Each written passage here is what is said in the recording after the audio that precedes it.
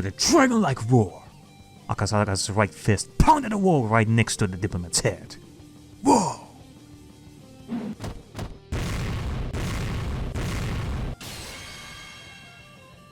Immediately after that, his left fist pounded the wall on the right side of the other hand, and soon enough Akasaka had pounded the wall 7 times, each just a sliver away from the diplomat. Damn! His fists were easily powerful enough to crush the man's head. The diplomat crumbled to the floor.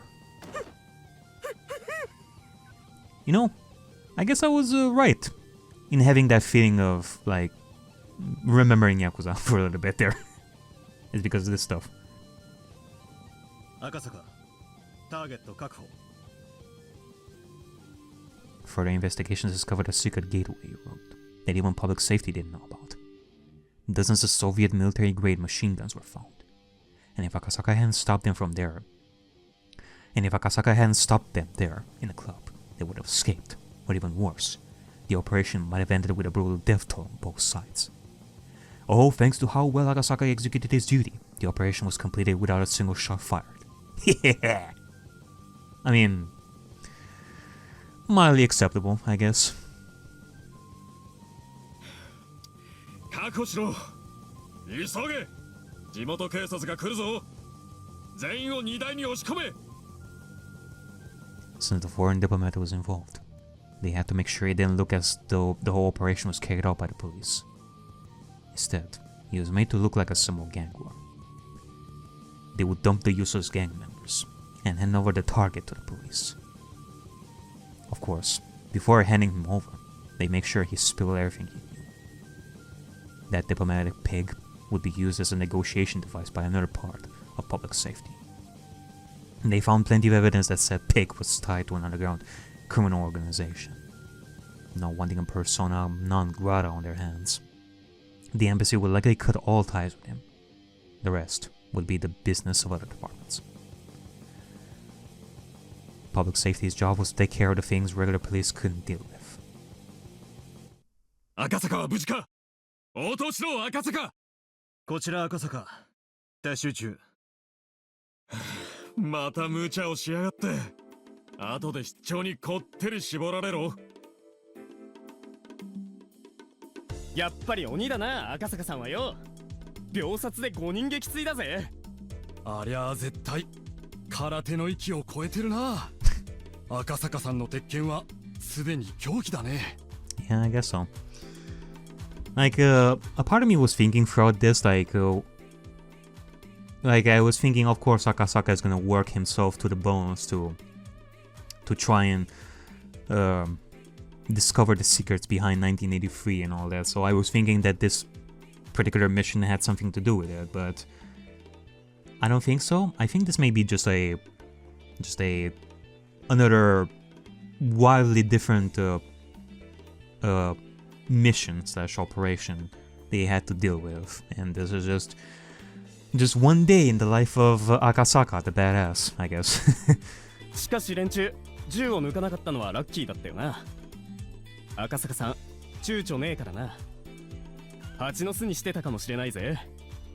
聞こえてるぞ。人を殺し屋みたいに言うな。俺は悪党に容赦しないだけだ。The pigs he had just caught were no average criminals. They had committed so many unforgivable sins. The strength behind Akasaka's fists was proportional to those sins. Damn! The heavier their sins, the more powerful his blows would be. 豚どもを荷台に詰め込め。赤坂、急がせろ。所轄署に通報が入ってるぞ。The strength behind Akasaka's fist was proportional to those sins. Imagine if... Oh, I guess we also have like lyrics to this song. Okay, that's quite interesting. Kind of makes me feel like this reminds me of like a Knuckles song. To just have some rap with this kind of song. You would see this in like a Knuckles stage, but proportional to those sins. Like imagine the kinds of sins that Takano has pulled for like all the fragments. Akasaka's strength in his fist would be that proportional to a continent nuke at that point. 赤坂了解。聞こえたな。撤収を急げ。了解。主任どうぞ。要治療が5名。手配をお願いします。There wasn't any trace left on Akasaka's old naivete. He had grown to be a vigilant ace of his department. Damn.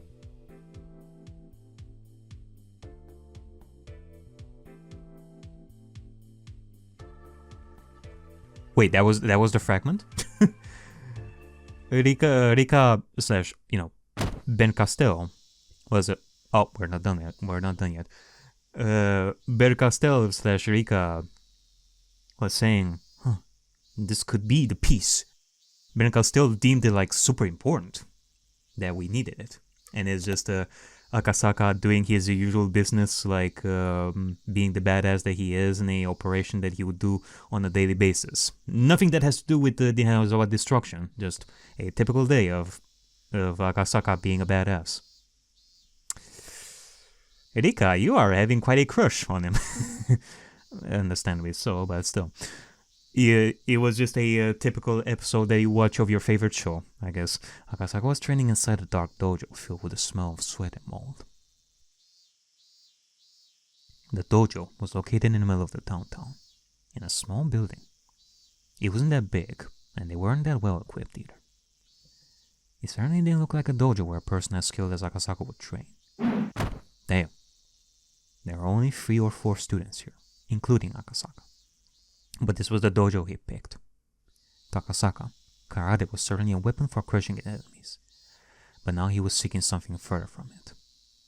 To achieve his goal, a dojo with many young students having actual physical lessons that wouldn't work. He had gone to so many different dojos, and this was the only one he finally settled on. Every time Akasaka punched a sandbag, the heavy thud of his punch and the clang of the sandbag's chain would echo. He wasn't just punching blindly. He fought first, developed a stance, and then punch. It was more of a deep and low vibration than a proper sound. Drops of sweat scattered, and the dust swelled up in the air. It was a perfect blow embodying the concept of one strike, one kill. But he wasn't satisfied. He closed his eyes, controlled his breathing as if trying to hear the cry of cicadas. Then he punched again. Jesus. Imagine, like, the simple cries of cicadas. Not even the ones that you would have, like, in Hinamizawa. The Higurashis. The ones that the story is named after. Like, every time that he hears the cries of cicadas, he will remember those days in Hinamizawa. From a beginner's perspective, it looked like he was taking breaks between each. The other students, training on their own, would glance over and sense a fearsome respect at his focused blows. 赤坂さんって警察に勤めてるって噂だぜ。マジかよ。あんな人が警官やってるなら、俺は悪いことする気なんか起きねえぜ。しかし、赤坂さんも集中力がすげえよな。あの人疲れるってことを知らねえぜ。On his days off, Akasaka came to the dojo in the early morning. He silently trained all day. His training was no longer physical, but mental. The other students were already aware that his continuous concentration was the secret of his strength. However, that was easier said than done. As long as a person lives, they are bound by countless ties and idle thoughts. For a person to submit all his will into such singular focus is more like trying to attain enlightenment than something in the realm of martial arts. Man has tried many different methods to achieve such enlightenment, and what we learned is that there's no one way to reach it, and the path one takes can reach it if mastered. Karate is what Akasaka chose. 噂に聞いたんだけどよ。あの人、奥さん死んじゃってるらしいんだよ。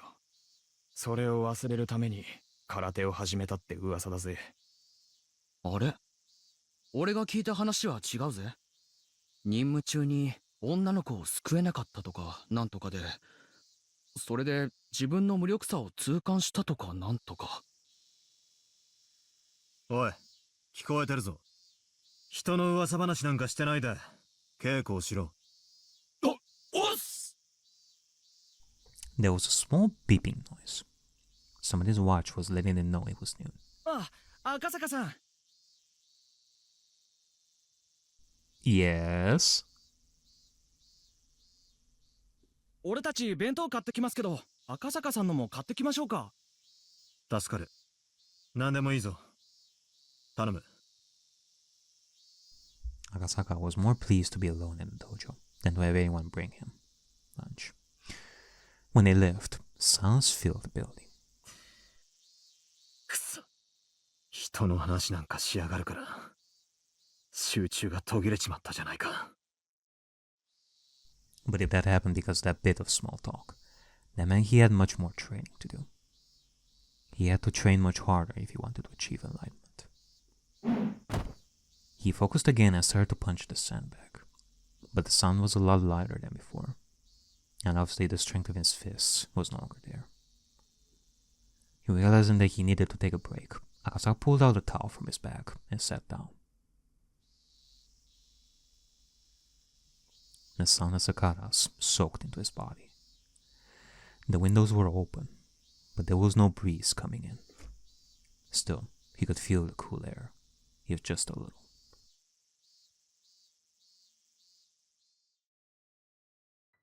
And just as they said, the reason Akasaka started karate was because of Yuki's death. Of course, losing against the suspect in that kidnapping incident was one reason too, but more than that, the pain from Yuki's death was what made him start. Yuki fell down the stairs to the hospital and died while he was on a business trip in Shishibane. He couldn't get rid of that depression, so he started learning karate. But in June 1983, when the Great Hinamizawa disaster occurred, he realized something very important. A girl had predicted Yuki's death, and in return, she wanted him to help her. Yuki's death was an accident. He could have told himself that there was nothing he could have done, but as for the girl, Yurika Furude's death was different. She knew about her own death 5 years prior. When the disaster occurred, he remembered Oishi and called him to make sure he was okay. Then found out about everything. When he was caught up, he fell into despair. Yurika Furude was the turning point in his life. If he had believed what she had predicted and did something about it, maybe Yuki wouldn't have had to fall down the stairs. He took the oath to serve the public as a police officer. Yet he didn't even notice the plea for help from a little girl. He shoved aside the conspiracy surrounding her until it was too late. He had 5 years to do something about it, but he didn't do anything, and she died. Visiting Hinamizawa for the kidnapping case of the minister's grandson was definitely the turning point in his life. If he had only listened to what that girl said, Yuki would have never died, and he could have been there to help Rika Furude. Those two things continued to haunt him. The investigation into the series of mysterious deaths in Hinamizawa that he heard about from Oishi was put on an indefinite hiatus because of that disaster. But it was apparent to both of them that there was some conspiracy behind it all. To challenge such things, he needed all the strength and experience that he could muster. Yeah, it is a sad, unfortunate turn of events, because if I'm to think about it, and you guys can correct me on this, but Akasaka was not even needed in order to rescue the grandson. If I'm being honest right over here. Because the point of the kidnapping was for, like, the bound dogs were the ones who kidnapped the grandson. That was basically confirmed. The reason they did that was to basically stop the damn protest. I don't think that they would have killed the grandson. So they would have just kidnapped him and then just returned him safely, like, after the damn construction was cancelled. And I don't know, even if it wasn't cancelled, although I don't think that would have been the case, I don't think that the minister would have gone far as to not cancel it. and thus let his son die. So I feel like no matter what, even if Akasaka was there or not, the grandson would have been just fine. So there is an extra layer to Rika telling Akasaka, hey, return to Tokyo. You shouldn't be here. Go back to Tokyo now. Because not only did Rika know that Yukie, Akasaka's wife, would have died if he was not there, but also because it was not really necessary for Akasaka to be there. I mean, of course, like in the long plan and all that, Rika is very much grateful for Akasaka to have come there in the first place, for Rika to give him the talk, for a possible hope of Akasaka saving Rika. But he didn't have to stay that long.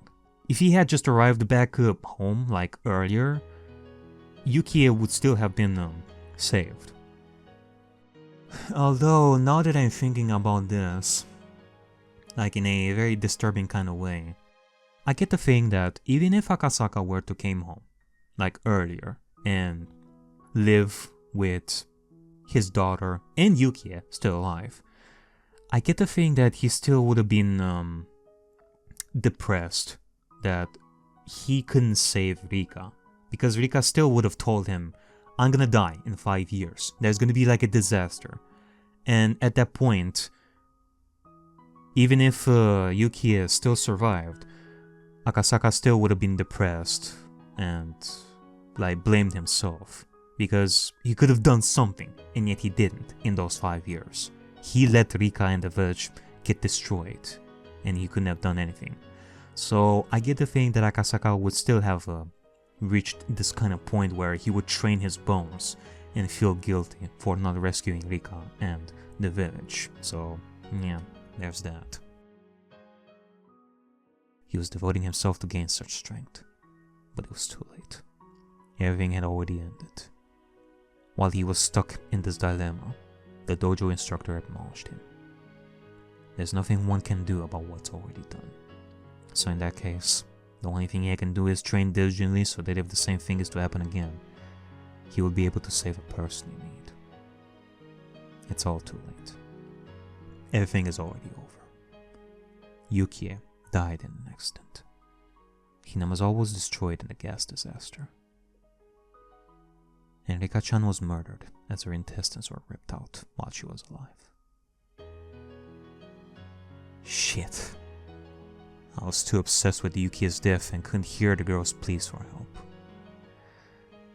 Although, I guess that is a good point. It is because of Yukie's death that Akasaka didn't take action. If Yukie was still alive, Akasaka would have come back to save Rika. But no, it's because of Yukie's death that he became so depressed that nothing else mattered. And by that point it was too late. Even Rika and the village got destroyed, which made Akasaka, hurt even more, but he reached this point. So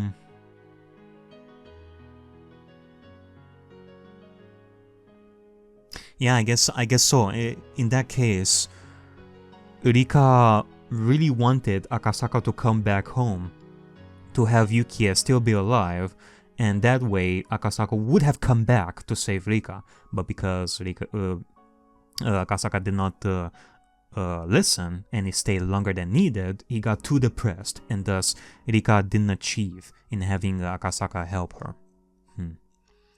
No. If I had listened to her, I could have prevented Yukie's accident too. Damn it. Shit.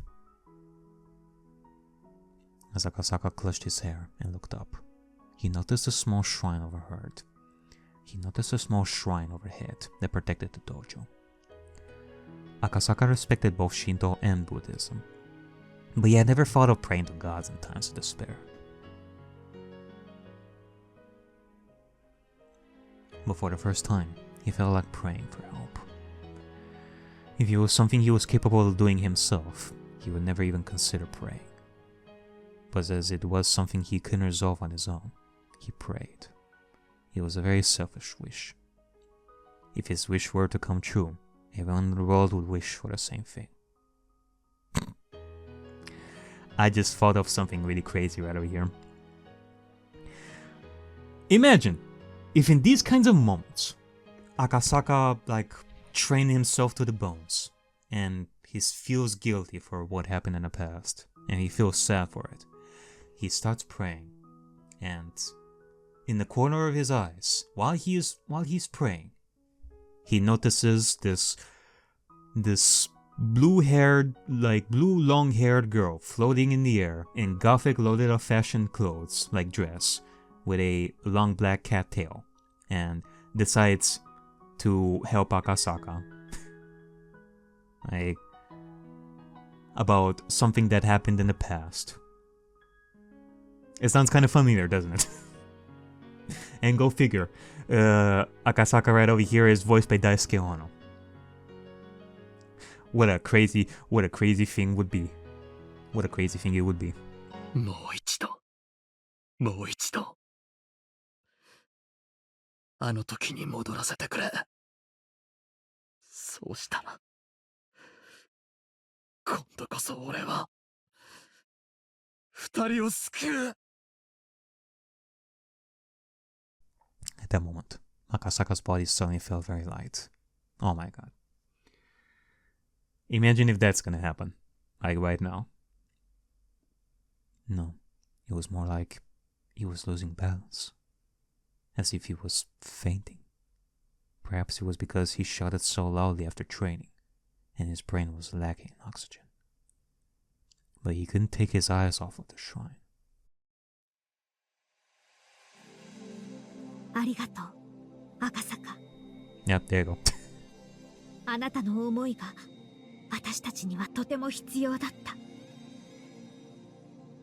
Was this a hallucination? Akasaka felt like a stranger was talking to him. 私たちが奇跡を願い、あなたも奇跡を願わなければ奇跡は起こらない。だって奇跡は全員が願わなかったら起こらない。双方が手を伸ばし合わなかったら届かない。He didn't know what she was trying to say, but somehow he felt like he couldn't miss a single word of it. He felt like it was something very, very important. 赤坂、もしあなたも望んでくれるなら、あなたに奇跡を、私たちに奇跡を。それは欠けたかけらを結び合わせ、より大きなかけらを生み出すきっかけになる。あなたのたった一つの決意が全員の思いや運命に大きな影響を及ぼすこともあるのだから。あの時にもう一度時間を巻き戻してくれるというのか。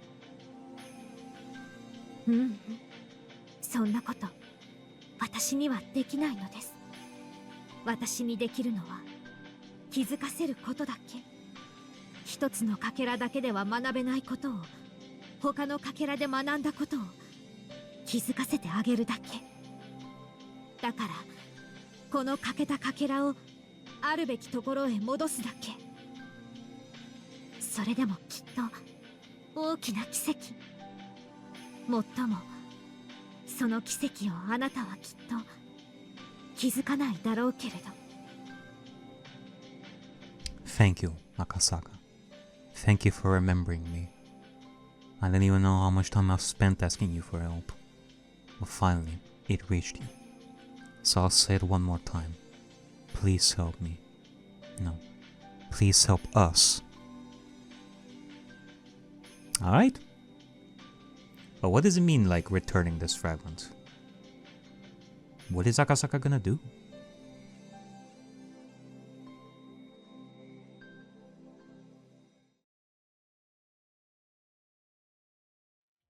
Okay.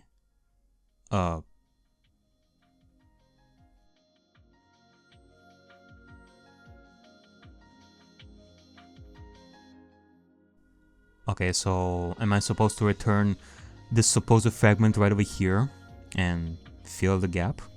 Because the guide right over here says...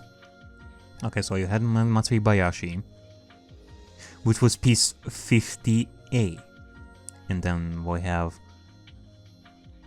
the leftover fragments. And then we have Matsuri Bayashi piece 50B. Which would be this. So I guess we're going back to this, folks. It was long. It really was long. Are you okay? Is your spirit still alive? Debatable. Do we have all the pieces we want lined up on the game board? Is this everything we have that can go up against Takaro and her minions in the Game of Fate in June of 1983? I think maybe we have everything. And last but not least, Hanyu. It's you. The time you have left to be a piece is limited. But that doesn't mean you can't show up in the game. Shall we begin? I put in hundreds of years just for this moment.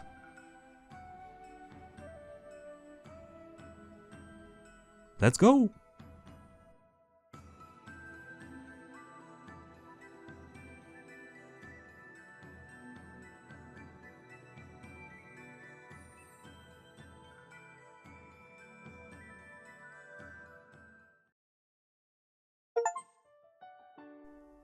Someone once suggested that believing is like placing a bet with coins of hope.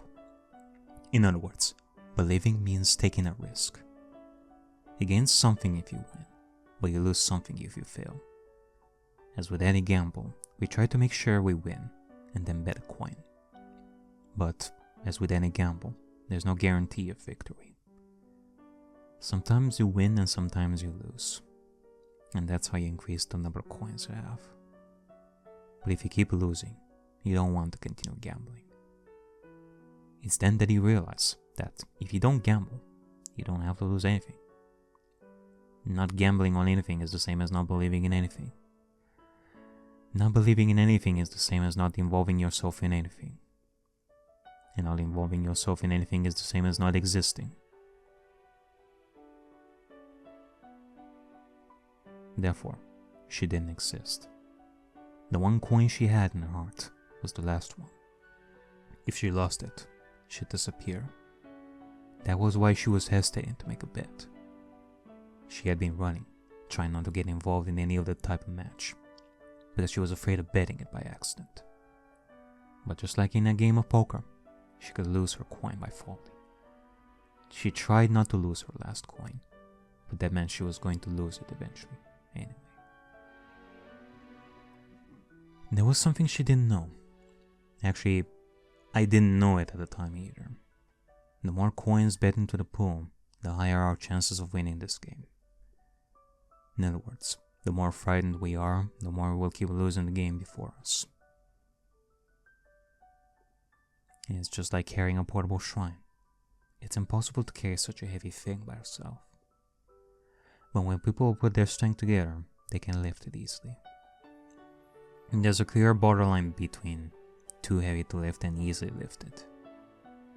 It's just like how the balance on a scale tips with just a little weight.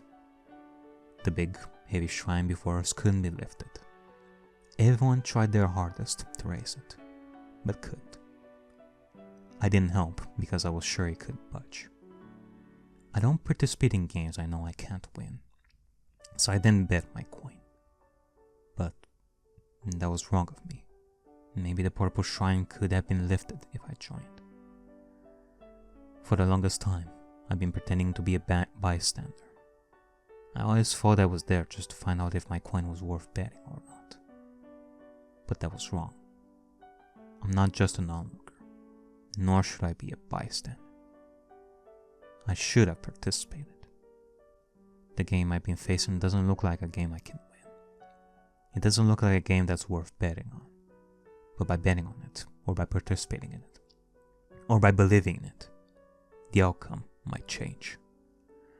To gamble on something is the same as to believe in something. To believe in something is the same as to be involved in something. To be involved in something is the same as to exist. Therefore, she existed.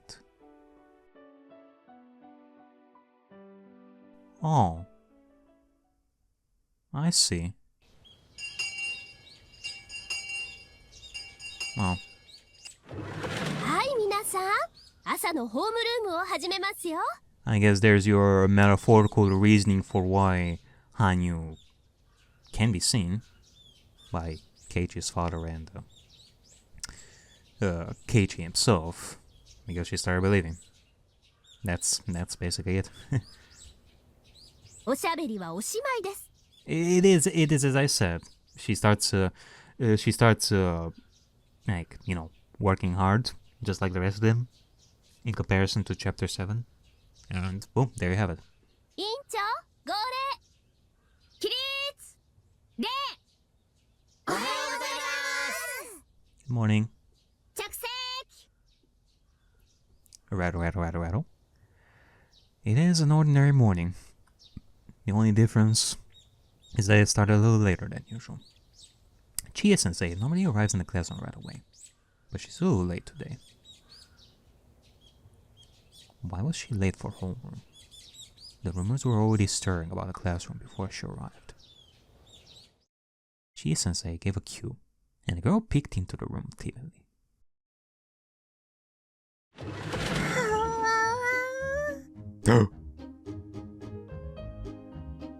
We have a new guinea pig, folks. 新しい転校生の古出羽生さんです。今日から皆さんと一緒にお勉強することになりました。The voices of welcome, delight, and surprise all mixed together and fill the classroom. 古出？あれ？リカちゃんの親戚なの？ Wait, hold on a second. What? Oh, Hanyu Furude. Well, I guess they had no choice but to give her like a family name, I guess. そうなのですよ。僕の登園の親戚なのです。もう私もびっくりでございますのよ。リカに親戚がいたなんて知りませんでしたわ。いやいや、おじさんも知らなかったよ。まあ、御三家筋は結構ややこしいからね。I guess it kind of makes me question, like, once again, Rika and Hanyu's history, as they went through these fragments for like 100 years. Like, again, it kind of depends on Hanyu's, like, character development, like, before the story even began. Like, how things have gone for, like, all these years. Because it could either be, like, two ways. Either this is literally the first time that Hanyu has ever existed in one of these fragments as her physical being seen by herself. Or was there like some point in the past where she existed as her physical self, like in the long distant past, like at the beginning? Like, it kind of depends. Like, was Hanyu like always like a non-believer? Does she never existed up until this point, like this being the rare case? Or was it like at the beginning she did exist and, you know, took part in the fragment, but after a while she started not believing herself either that Rika would be able to succeed in destroying like the fate. But this, now we're going back to Hanyu believing, and thus here she is again. So this wouldn't be her first time, but it is her first time in a very long time. I don't know, it's just a random question out of mine, I guess. 私の知らない縁石がいたとしてもありえないことじゃないよ。でもやっぱりリカちゃんの親戚だよね。はう、かいよ。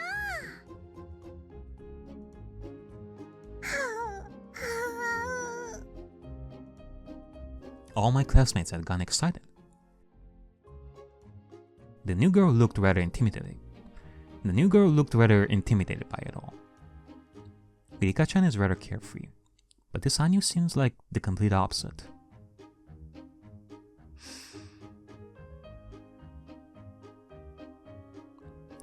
You know, while we were doing like Akasaka's segment and I was thinking, God, I feel like playing Yakuza again, like after months of not playing Kiwami 2.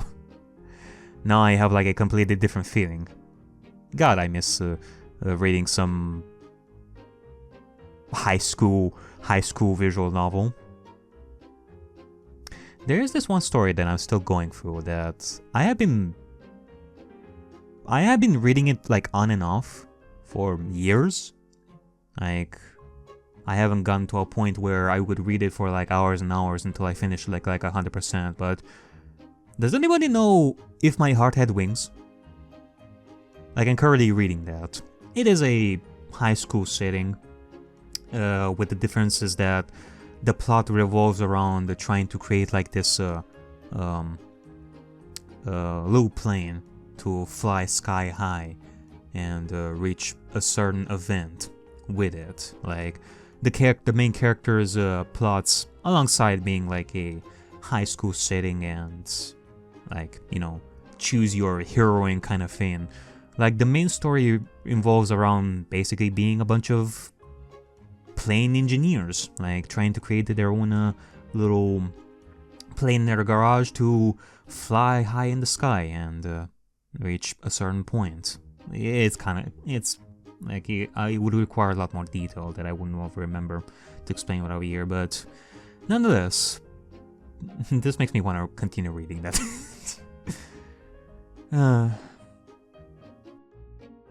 She's more like a shy woodland animal.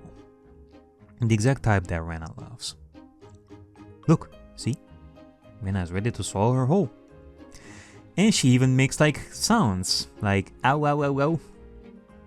She is similar to Rika in that sense.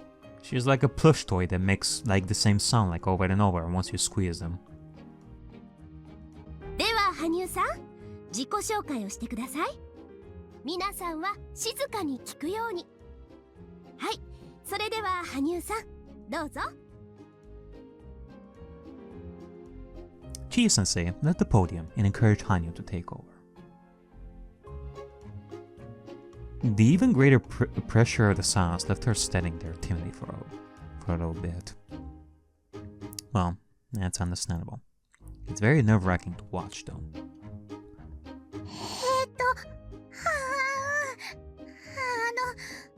フルで羽生と言いますのです。その、リカの親戚なのです。I mean, even her name and the sounds that she makes are similar to Rena's spree of cuteness overload. Like, it just she just literally screams "How!" like that. 僕の親戚なのですよ。みんな仲良くしてあげてほしいです。Rika-chan can tell that she is too nervous to introduce herself. She is right to break the silence. Pressuring her like that isn't fair, which is why I decided to make it more lively. リカちゃんと同じフルデさんなんだね。フルデさんが2人になっちゃった。なら、羽生さんでいいじゃありませんの。フルデさんって呼んだら、リカも振り返ってしまいましたよ。We generally call each other by our first names here. She's one of us starting today, so we should call her by her first name too. なら決まりだね。今日からあんたのことは羽生って呼ぶよ。私はクラス委員長の園崎ミオン。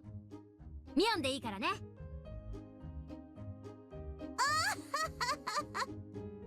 北条聡子でございますわよ。よろしくですわよ、羽生さん。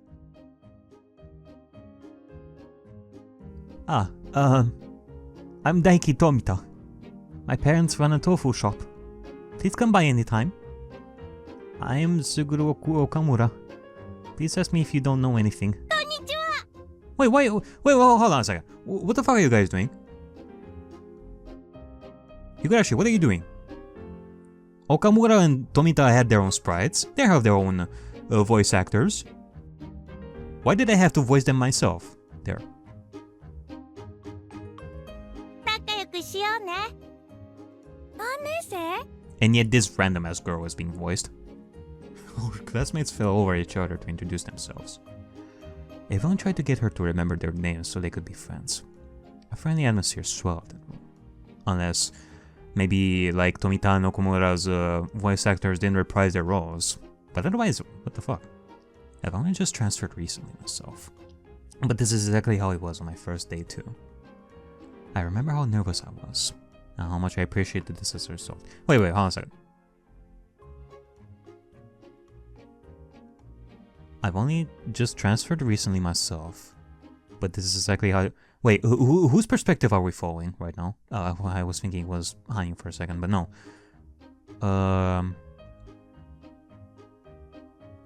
It's Keiichi, right? Yeah, it has to be Keiichi. How much I translated? Okay. Let's see. I don't want to make the same mistake that, oh, I was following Irie, but no, it was actually Oishi when Erika's parents died. I know more than anyone how nerve-wracking it is to be a nerve student. I shall look after her. そうだね。早くクラスに馴染めるようにしてあげないとね。そっか。レナも去年は転校生だったんだよな、確か。レナも転校してきた時は緊張したか？うん。でも、みーちゃんたちがすごく親切にしてくれたから、すぐに馴染めたんだよ。まあね。ニューカマーを迎えるのも御三家の大切な仕事だからね。都合のいい時だけ御三家になるな、お前は。でもミオンなんかに世話になって馴染めたってのは確かにそうだ。なら今度はケイちゃんがお世話をする番ってことになるんじゃないかな。そうだな。レナだって転校生だったのに、その次に来た俺に世話をしてくれたもんな。なら今度は俺が新しい転校生に親切にする番ってことだな。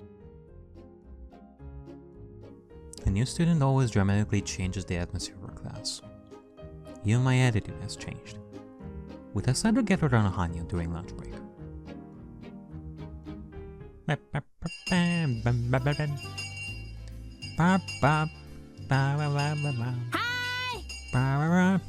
それでは羽生への質問は一人一個ずつだからね。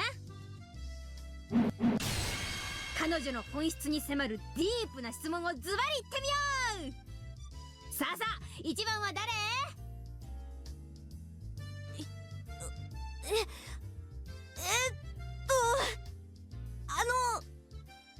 きな食べ物は何ですか？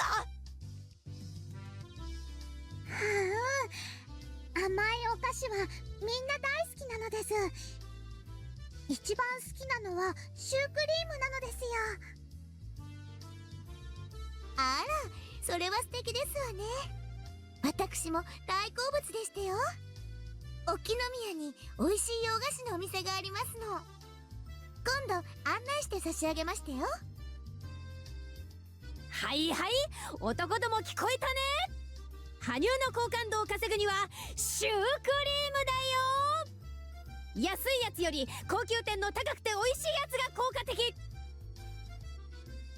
さあ次の質問は誰かな。ないならおじさんが今日の下着の色とか聞いちゃうよ。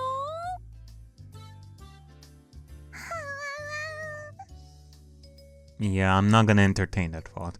Everyone kept asking Hanyu questions, and she looked all panicky again. I guess it's just like a traditional ceremony for a new student. I remember this is exactly how my first day went. What, did she ask for your, like, panties, Keiichi?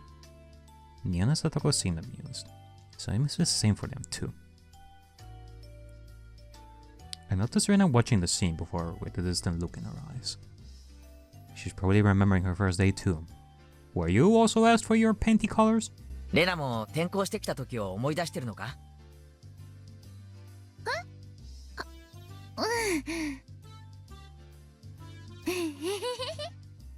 他のことを考えてたな。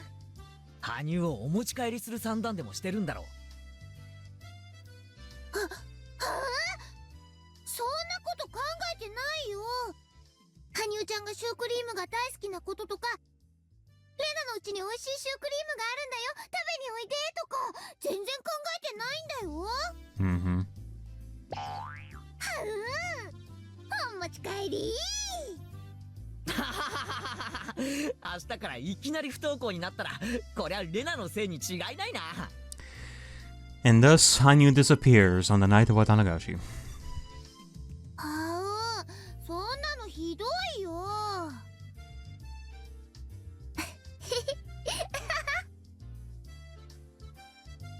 And so we watched Hanyu and our classmates have fun. Rena and I left together. ねえケイチくん、なんだか嬉しいね。嬉しいよな。新しいクラスメートを迎えるのは。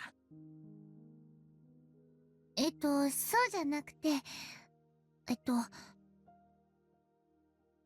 この子、たまに見かけてた気がするの。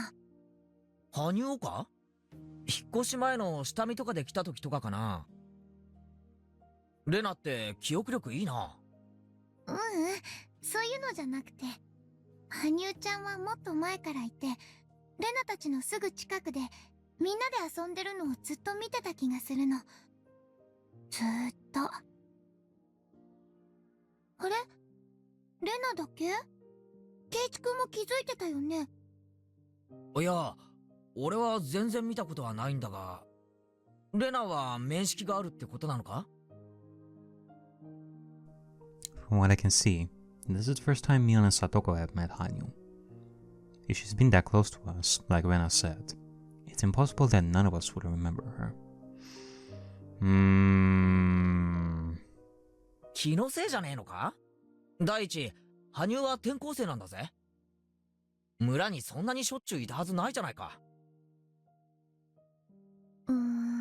そうかな。たまに見かけたような気がするんだけどな。気のせい気のせい。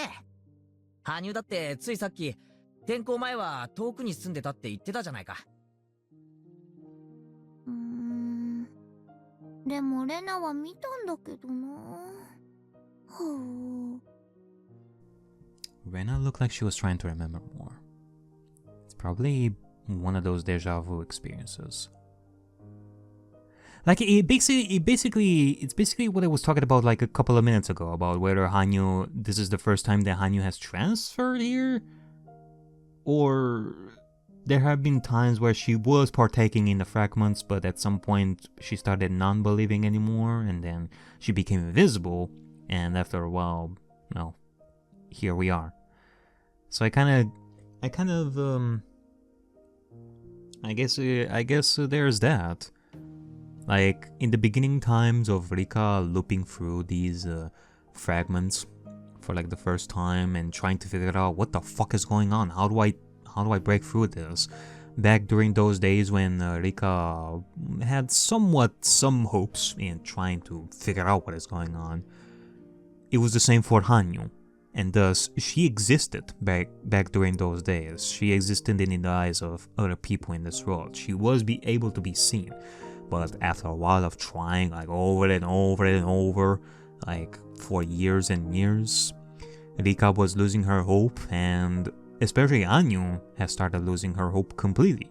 And thus, she started becoming invisible. Nobody was able to see her, like anymore, like after years and years. That fragment of Keiichi seeing Hanyu and Rika, that must mean that it is like one of the earlier fragments of the earlier times of Rika looping through this stuff. And I guess same case for Keiichi's father? But if that's the case, there's a level of certainty towards Keiichi coming to this village because of the father seeing Rika and Hanyu playing in the fields and talking with them, which made Keiichi's father like 100% certain that, oh yeah, this is definitely where I'm gonna stay. I'm gonna move my family here. This feels like the best place for Keiichi to be in. That would imply that besides those two moments where Keiichi was never existent in Hinamizawa, it is 100% certain that Keiichi is always going to be here no matter what. But if Hanyu was not always there, no, I guess it's not 100% certain. Like, well, certainty in that. Okay, let me explain this. It's not like Keiichi comes to the village with 99.9% certainty and lives here, like in all the fragments that Rika has relived. But it's not necessary for Hanyu to be there for Keiichi's father to decide, I'm staying here. It could be that for the most part of Rika's reliving of these fragments, that Rika was all by herself in the field, meeting Keiichi's father and making him decide to stay here. It wasn't necessary for Hanyu to also be there. That Rika was all by herself, in the eyes of Keiichi's father, that is. That he only saw Rika herself and decided, you know what, I think that this place is gonna be good. So, that's what I wanted to talk about, I guess. 別にどうでもいいだろう。今はここにいるんだからさ。Like, Hanyu may not have always been, like, visible in the eyes of people in these fragments, but no matter what, whether she was visible or not, Keiichi would decide to stay here in the village with his family because of Rika. Rika is the one who did most of the job. そうなんだよね。 To pull Keiichi, like, here in this village. あんなにもレナたちの輪の中に入りたそうにしていたから、仲間に加われてよかったねって。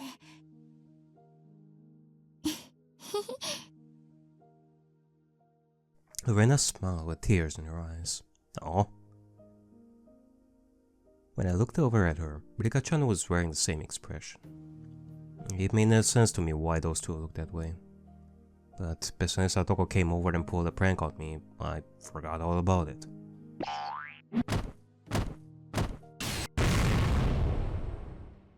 Alright, that's it. You come over here, you little shit! You rat! Feels like forever since I called Satoko a rat. A rat. Hey, I can roll my R's again. Well, that's nice. There are like times where I can roll my R's well, and sometimes I couldn't. I don't know why. These are the words that signal the best time of the school day. As soon as the last period ended, my classmates ran out of the room. Hanyu was popular all day today. She's Rika-chan's age, so all the lower grade students gathered around her. Older students like B and Mion didn't have a chance to get close to her. まあクラスとしてはさ、こわもての上級生が転校してくるよりは自分たちと同い年くらいの可愛い転校生の方が嬉しいだろうしね。Hey, what are you implying with that? ケイチくん、最初の頃は緊張してたのか、なんだか怖そうな顔をしてたもんね。おいおい、そりゃひどいぜ。俺だってクラスに早く馴染もうとフレンドリーに接してたってのによ。どこがフレンドリーでございましたの？私、転校してきて早々にいきなりケイチさんにデコピンを食らってますのよ。Well, yeah, but you're Satoko. It makes sense. それは転校初日の教室デビューの出花をトラップでくじかれたからだろうが。Yeah. I mean, Keiichi literally said trap, like, there. You basically trapped him on first day. Rika prophesized about that one. しかも椅子の背には画鋲で、机の中にはカエルまで入ってたぞ。転校生が職員室にいると聞いて様子を見に行った時、ケイチがとても緊張してるように見えたのです。だからサトコが緊張をほぐしてやろうと思ったに違いないのです。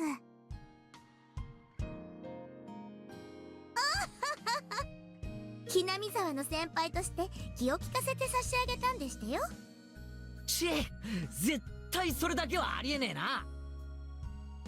Although, that blackboard eraser trap sure did help to ease my tension. But Satoko would be so pleased with herself if I told her that. So, I'll never admit it. 羽生ちゃんはみんなと帰ったね。放課後は誰と遊ぶか今頃引っ張りだこなんじゃないかな。でもやっぱり初日は疲れるもんだよな。きっと帰ったらバタンキューだぜ。違いありませんわね。さてさて皆の衆、このところ私のバイトのせいでだいぶ長いことご無沙汰だったね。部活メンバーの招集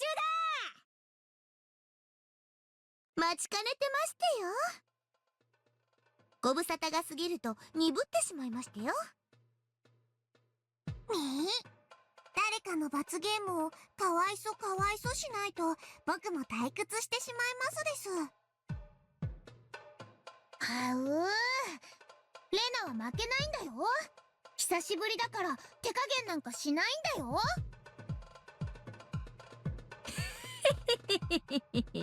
I mean, literally, it has been quite a bit.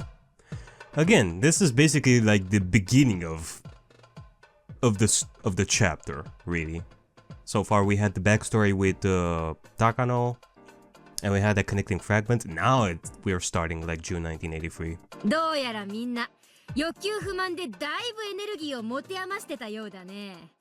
そうでなくっちゃおじさんも叩き潰す甲斐がないってもんだよ。へへ、やる気満々みたいじゃねえか。だがな、あいにく俺の今日の調子は絶好調だ。しくじったなミオン。今日もバイトに行ってた方が良かったと後悔することになるぜ。Mion's had to work quite a bit lately because her uncle's shop is short on staff. So we haven't done any club activities for a long time. For us, club activities are the main reason we came to school. In a way, we live for these few hours after school. If there are no club activities, there's no point in coming here after all. If there are no club activities, there's no point in coming here at all. So it only makes sense for us to be excited about getting to have a meeting again. こりゃ生半可なゲームじゃみんなの渇きを癒せそうにないね。何のゲームで料理してやろうかね。Mion looked into the club locker. I'm always curious about what's in that locker and how much of it there is. Alright, well, let's see. What is gonna be this time? I swear there's more in there than it can realistically hold. Just then, we heard the door open. あれ？羽生ちゃん？こんにちは、なのです。あら、どうなさいましたの？忘れ物でございますの？ I thought she had already gone home. Did she forget her lunchbox or something? It's not that big of a deal to forget a textbook, but you can't forget a lunchbox.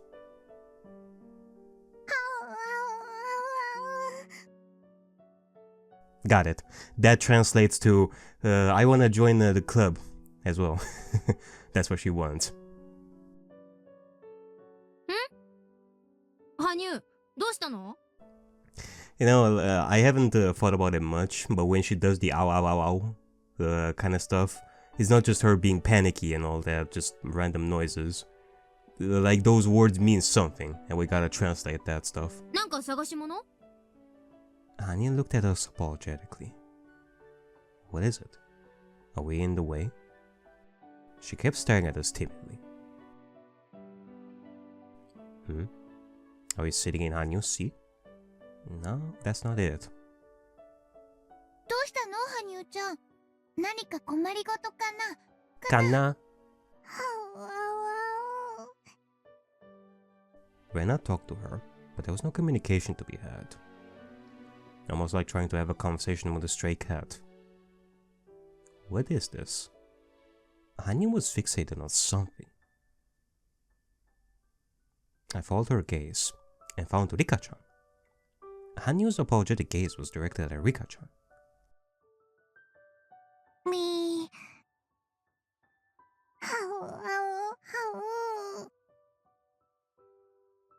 僕は何も言いませんです。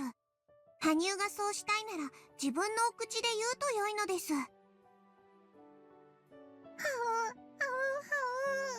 I mean, she's trying her best, damn it. Like, with all these ow-ows, It's like it's other people's faults that we cannot understand her. For that, I finally figured it out. Hanyu wanted to say something, but she didn't know how to say it, so she wanted Rika-chan to say it for her. But Rika-chan told her to say it herself. In other words, we need to listen to what Hanyu has to say. We patiently waited for Hanyu to speak up. But when I think about what happened this morning, I realize this kind of silence makes her even more nervous. Rena, noticing that, talked to her in a sweet tone of voice. どうしたのハニューちゃん。レナにこっそり話して。相談に乗ってあげるよ。はうはう。Come on. お、何？もう一回言って。はうはうはう。ほうほう。って、Rena raised her voice. 何よ、おじさんにも教えてよ。何なのよ一体。本当にいいの？どうしたんでございますの？もごもご言われては気持ちよくありませんでしたよ。その…僕も部活に混ぜてもらいたいのです。Deal. Hanyu said it loudly, as though to shake off her embarrassment. こりゃまだ驚いた。どこで誰におじさんたちのことを聞いたのやら。僕も入れてほしいのです。僕も部活に混ぜてほしいなのです。よく自分で言えましたです。パチパチパチ。Okay. Rika-chan must have known that Hanyu wanted to join the club all along. She sure knows. Myeon folded her arms with a smile and stared at Hanyu as if appraising her. Needless to say, Hanyu was intimidated. 自分から好んで七に飛び込みたがるとは。こりゃとんでもない命知らずがいたもんだよ。でもね、うちの部活はそんじょそこらのおままごととは違うんだ。選ばれた者が試練をくぐり抜けた末にようやく入部を許される栄光の部活なんだよ。入れてください、はいそうですかってわけにゃいかないね。ハニューちゃん、みーちゃんの部活は見てる分にはとっても楽しいかもしれないけど、その…大変なんだよ。Ah, shh. You're scaring her with that. It's fine. The club is fine. It's fun and all that. You should join. My God. I love my voice. I have been sick for like a week or so, and now I'm recovering from the sickness. I feel awesome. My voice is cool. 覚悟の上なのです。 It's that kind of deep voice that I want, that I like. 勝って当然。負けたらとんでもないことになってしまいますのよ。その覚悟は終わりですこと？僕も負けないのですよ。それに…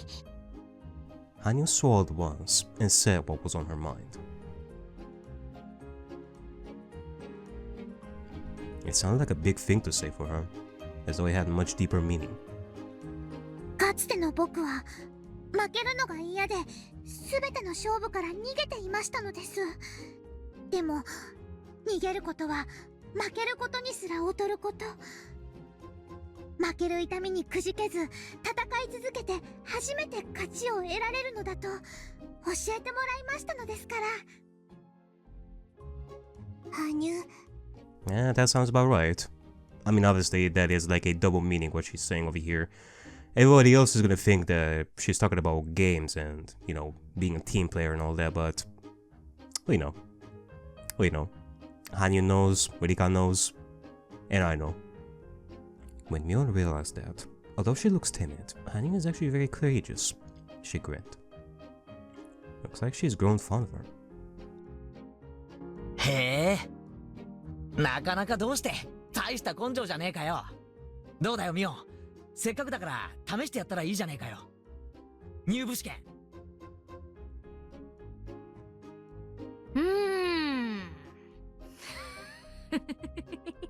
我が部にふさわしいかどうか、最低数週間の観察を経てようやく受けられる入部試験を転校初日からとはね。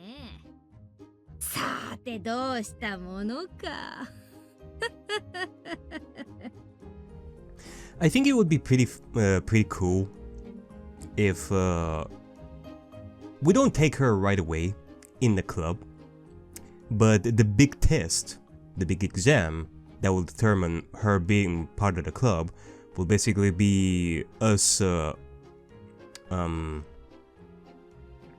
achieving victory in our conflict against Takano and finally going past June 1983. And once everything is going back to normal and we get to live the rest of our lives peacefully, we're gonna end the story like in the last moments, the last lines of the story of having her join the club. The end. That would actually be a pretty cool ending to this. Mion pretended to be stubborn, but in reality, she was simply playing with her. If she actually didn't want her to join, she would have refused her right away. Of course, if Hanyo was bothered by this kind of intimidation, she wouldn't be able to survive in this club. レナとサトコが今話したと思うけど、うちの部は厳しいよ。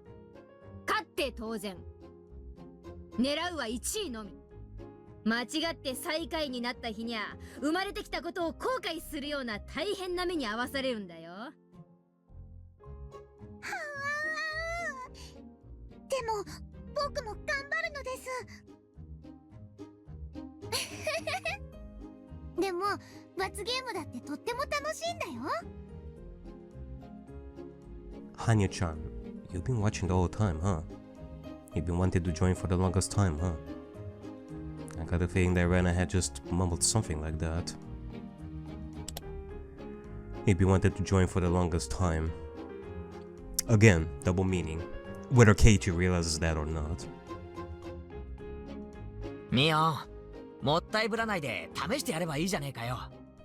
Cause it's only been a day, like... What do you mean, the longest time?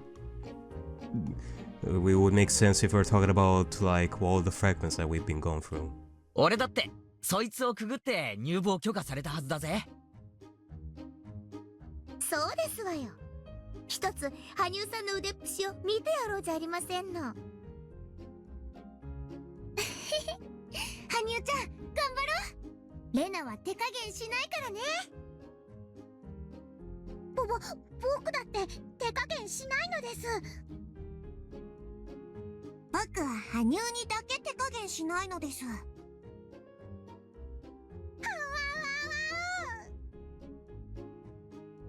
よーし、気に入った。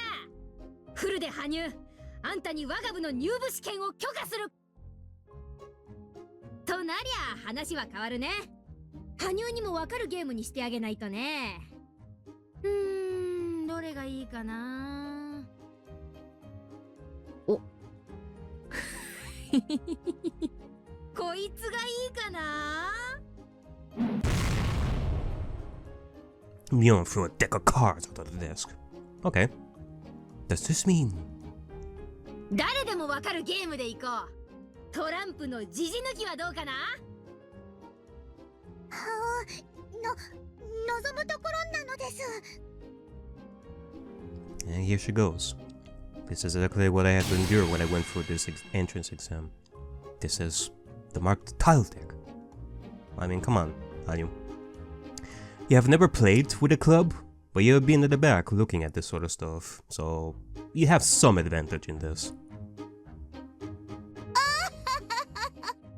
なかなか威勢のいい返事でございますわね。でも我が部のジジ抜きは一味違いましてよ。Most of the cards have scratches on the back, so by memorizing the scratches, you can tell what card it is. In other words, the more you play this game, the better you are at it. And this is simply our way of being mean to newcomers. Oh.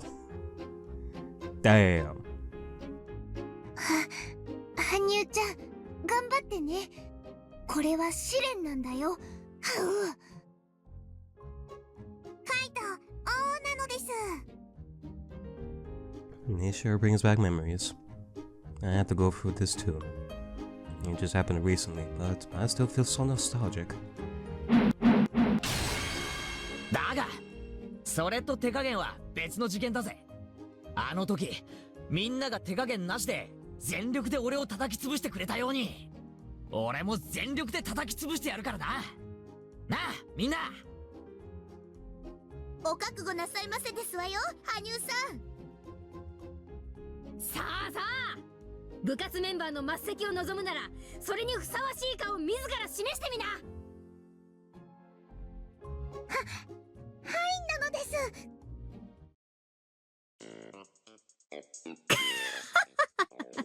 す。その手札を右から言うよ。エース3、4、7、ジャック、クイーン。Alright. 今さら手で隠したって見え見えですわよ。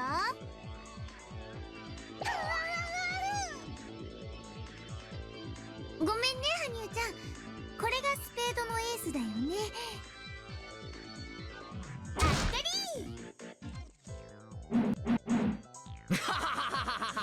思い知ったか、羽生。 Ew, Jesus. 入部試験の洗礼を思い知れ。みー、圭一は自分の入部試験の恨みが混じりまくりなのです。ほらほら、ケイちゃん、そんなこと言ってていいの？羽生、ケイちゃんの右のカードで上がれるよ。Damn. 上がりましたのです。とわー、きったねー。こうなりゃ本気モードで行くぜ。よくもこの俺を怒らせたな。羽生、お前初日の下校からいきなり尻尾付きブルマの首輪付き四つん這いで帰宅したいのか。あらあら、それはむしろ圭一さんにこそ似合いましたよ。はう、いいねいいね。それをレナがお持ち帰り。 Alright, well, I guess it's official. Hanyu is instantly gonna win this, and this was mostly just another day of screwing with Keiichi. Keiichi's gonna be the loser in this. 僕も圭一に恥ずかしい罰ゲームをしてやりますのです。Damn! いい提案だね。おじさんはそいつになるよ。なんでいつの間にか俺包囲網が完成してるんだよ。上等だ。てめえら全員四つん這いで下校させてやるぜ。